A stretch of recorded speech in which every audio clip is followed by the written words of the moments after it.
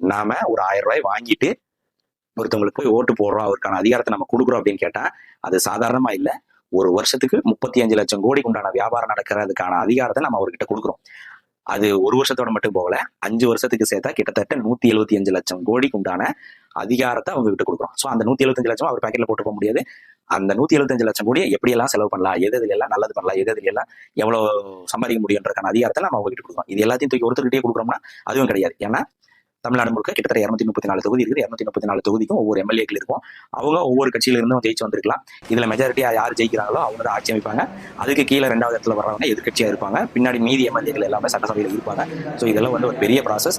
So இதை பற்றின full video பார்த்தீங்கன்னா என்னோட யூடியூப் சேனலில் டீட்டெயிலாக பேசி அப்லோட் பண்ணியிருக்கேன். அதை போய் பார்த்து தெரிஞ்சுக்கோங்க. உங்களில் யாருக்காவது தமிழ்நாட்டோட சிஎம் ஆகணும்னு ஆசை இருந்ததுன்னா அந்த வீடியோ போய் பாருங்கள். அது உங்களுக்கு ஒரு சின்ன ஐடியாவை கொடுக்குன்றதோட இதை சொல்கிறேன். ஸோ இந்த வீடியோ பிடிச்சிருந்தது அப்படின்னா லைக், ஷேர் அண்ட் கமெண்ட் பண்ணுங்கள். நம்ம சேனலை சப்ஸ்கிரைப் பண்ணி வச்சுட்டு உங்கள் ஃப்ரெண்ட்ஸுக்கும் ஃபார்வர்ட் பண்ணுங்கள்.